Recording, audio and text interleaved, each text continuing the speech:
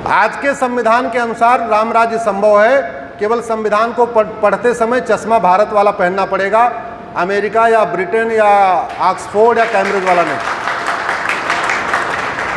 भारत के संविधान को भारत के नज़रिए से पढ़ेंगे, वो जज भी उसी को पढ़ें, सांसद भी भारत का चश्मा लगा के पढ़ें, सुप्रीम कोर्ट के जज भी भारत का चश्मा लगा के पढ़ें, हाई कोर्ट के जज भी भारत का चश्मा लगा के पढ़ें, तो वर्तमान संविधान के रहते हुए ही भारत में राम राज्य स्थापित किया जा सकता है। वर्तमान संविधान के रहते हुए ही धर्म की जय हो सकती है, अधर्म का नाश हो सकता है, प्राणियों में सद्भावना हो सकती है, विश्व का कल्याण हो सकता है, केवल चश्मा बदलने की जरूरत है। एक और सवाल। सर नमस्कार, मैं आशुतोष व्यास सिंह से। सर आपने कल्चर वॉर की बात की है और अभी ये मुख्य मुद्दा बनाया हुआ है, पूरे देश के अंदर ये मुद्दा छाया हुआ है समलैंगिकता को लेकर। इस विषय पर थोड़ी सी जानकारी मिल जाए। और दूसरा, यूनिफॉर्म सिविल कोड मात्र गोवा राज्य में ही लागू है, जब अभी तो पूरे देश में यह केंद्र सरकार की भी मैनिफेस्टो में भी है और सभी के लिए ये लागू होगा या नहीं होगा, भविष्य का क्या प्रश्न है? देखिए, यहाँ कितने लोग किसान हैं, मतलब जो थोड़ा खेत वेत के बारे में जानते होते हैं? हम सीधे बीज बो देते हैं खेत में या उसके पहले कुछ और काम करते हैं? सीधे बीज नहीं बोया जाता, पहले जुताई, फिर गुड़ाई, फिर निराई, फिर खरपतवार की सफाई, उसके बाद बीज बोया जाता है।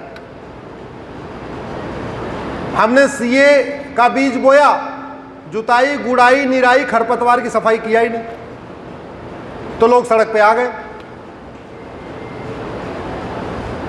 अच्छा बीज, जितना अच्छा बीज आपको बोना है, जितनी अच्छी फसल पैदा करनी है, उतना ज़्यादा अच्छी तरीके से जुताई, गुड़ाई, निराई, खरपतवार की सफाई करना पड़ेगा।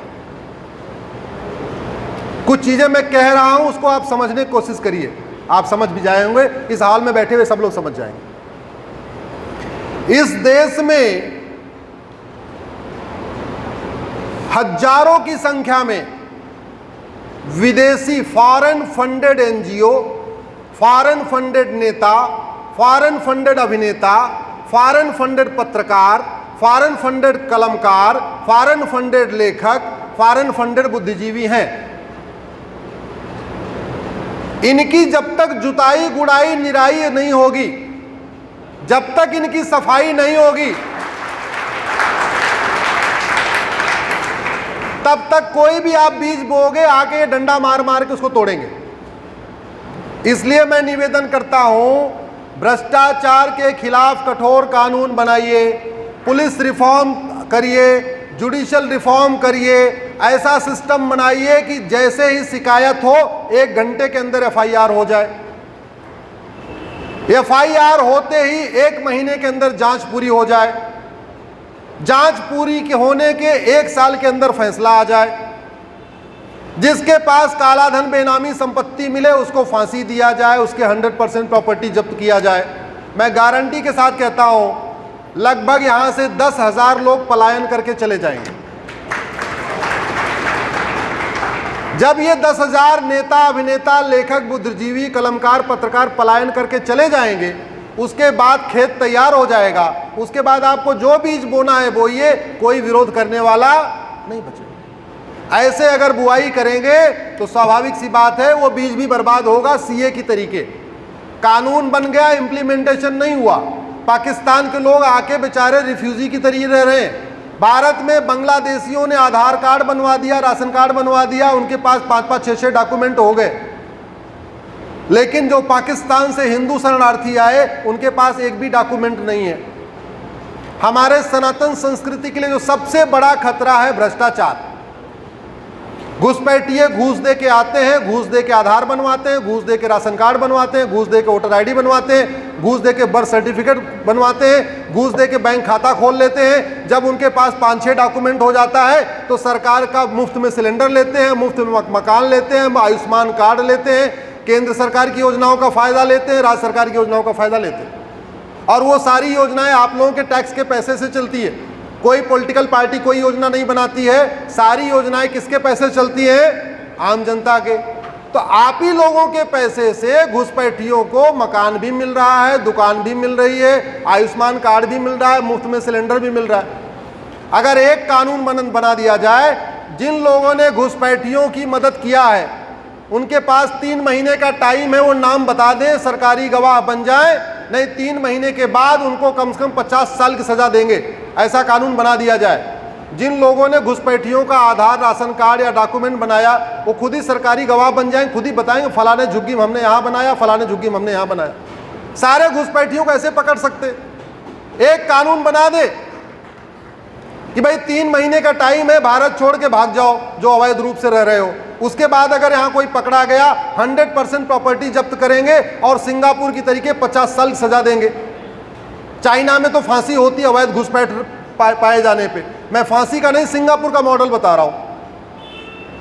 80-90% बांग्लादेशी रोहिंग्या खुद ही चले जाएंगे, आपको एनआरसी करना ही नहीं पड़ेगा। यह कानून का खौफ होता है। इसका एग्जाम्पल आपको बता रहा हूं। परमाणु बम जो बनाया जाता है ना, वो चलाने के लिए नहीं बनाया जाता। परमाणु बम किसके लिए बनाया जाता है? डराने के लिए। हमारे पास भी परमाणु बम है, अमेरिका के पास भी है, जापान के पास भी है, फ्रांस के पास भी है, रूस के पास भी है। 1 साल से यूक्रेन और रसिया का चल रहा युद्ध, परमाणु बम यूज किया क्या? बोले जरा, किया क्या? नहीं। परमाणु बम दिखाने के लिए होता है, डराने के लिए होता है, धमकाने के लिए होता है। अनफॉर्चुनेटली डराने धमकाने वाला हमारे पास कानून नहीं है। ऐसे ऐसे लोग जिनको तिहाड़ जेल में होना चाहिए, वो भारत जोड़ो यात्रा निकाल रहे हैं। ऐसे ऐसे लोग जिनको तिहाड़ में होना चाहिए, वो सरकारें बना रहे हैं। इसका लेटेस्ट एग्जांपल 3 दिन पहले, वैसे मैं पॉलिटिकल बात करना नहीं चाह रहा था, लेकिन आपने पूछ लिया तो मैं आपको बता ही देता हूं। राहुल गांधी के ऊपर कालाधन हवाला बेनामी संपत्ति का केस चल रहा है। सोनिया गांधी के ऊपर कालाधन हवाला बेनामी संपत्ति का केस चल रहा है। वाड्रा के ऊपर कालाधन हवाला बेनामी संपत्ति, आसरिक संपत्ति का केस चल रहा है। आज से नहीं, 10 साल से चल रहा है। अगर इनको जेल हो जाती है, तिहाड़ में चले जाते, कांग्रेस बचती क्या? बोले जरा, बचती क्या? अगर बचती नहीं तो कल जीतती क्या? उस हार के लिए कौन जिम्मेदार है? घटिया कानून। घटिया कानून बदलना किसकी ड्यूटी है? सरकार की। मैं तो कह रहा हूं, भ्रष्टाचार खत्म करिए, प्रॉपर्टी को आधार से लिंक करिए, भ्रष्टाचारियों को फांसी देने, चलो चाइना के तरीके फांसी मत दीजिए, सिंगापुर के तरीके 50 से 100 साल की सजा देने कानून बनाइए। 10,000 लोग भारत छोड़ के भाग जाएंगे। आप पॉपुलेशन कंट्रोल लॉ बनाइए, यूनिफॉर्म सिविल कोड लागू करिए, सीए लागू करिए, एनआरसी लागू करिए, समान शिक्षा लागू करिए, समान नागरिक संहिता लागू करिए, घुसपैठ नियंत्रण कानून बनाइए। जो करना करिए, आपको कोई रोकने नहीं आएगा। दूसरा एग्जाम्पल, आपने पॉलिटिकल सवाल कर दिया। भ्रष्टाचार खत्म करिए, समाजवादी पार्टी खत्म हो जाएगी। भ्रष्टाचार खत्म करिए, बसपा खत्म हो जाएगी। भ्रष्टाचार खत्म करिए, कांग्रेस खत्म हो जाएगी। भ्रष्टाचार खत्म करिए, तृणमूल कांग्रेस खत्म हो जाएगी। भ्रष्टाचार खत्म करिए, डीएमके खत्म हो जाएगी। भ्रष्टाचार खत्म करके एआईडीएमके खत्म हो जाएगी। भ्रष्टाचार खत्म करिए, झारखंड मुक्ति मोर्चा खत्म हो जाएगी। भ्रष्टाचार खत्म करने पे भारत में केवल 2 पॉलिटिकल पार्टी बचेगी, एक बीजेपी, एक सीपीआई। केवल 2 पार्टी। ये दोनों इसलिए बचेंगी, दोनों कैडर बेस्ड पार्टियां हैं। दोनों के पास इतने हजारों कार्यकर्ता हैं, एक्टिव मेंबर हैं, इतने समर्पित लोग हैं। अगर 1-1 हजार रुपए भी महीने का लाके दे देंगे तो पार्टी आराम से चल जाएगी। बस बीजेपी में 23 करोड़ वोट मिला, 1 करोड़ लोग एक्टिव मेंबर हैं। 1 करोड़ लोग अगर 1-1 हजार रुपए लाके दे दिए, 1000 करोड़ आ गया ना साल का। 1000 करोड़ पार्टी चलाने के लिए बहुत है, बाहर से पैसे की जरूरत ही नहीं। भ्रष्टाचार खत्म कर दें, भारत में केवल 2 पॉलिटिकल पार्टी बचेगी। मैं गारंटी के साथ कह रहा हूं, बाकी सब खत्म हो जाएंगे। अखंड राज हो जाएगा, कश्मीर से कन्याकुमारी। आपकी नेशनल कॉन्फ्रेंस खत्म हो जाएगी, फारूक अब्दुल्ला छोड़ के भाग जाएंगे, महबूबा मुफ्ती भारत छोड़ के भाग जाएंगे। बस कानून बनाइए कि भ्रष्टाचारियों को फांसी देंगे, बस इतना करते ही सब भाग जाएंगे भारत छोड़ के। और उसके बाद कश्मीर से केरल तक, द्वारका से गुवाहाटी तक अखंड राज करिए, कोई है ही रोकने वाला नहीं। चुनाव लड़ने में सालों साल लग जाएगा, पूरे देश में अखंड राज करने में 5-7 कानून बना दें, 6 महीने के अंदर अखंड राज शुरू हो जाएगा।